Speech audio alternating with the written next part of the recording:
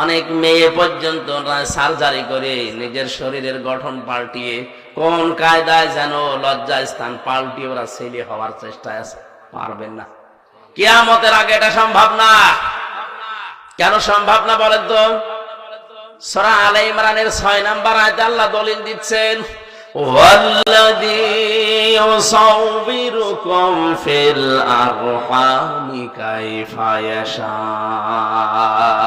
লা ইলাহা ইল্লা হুয়াল আজিজুল হাকীম।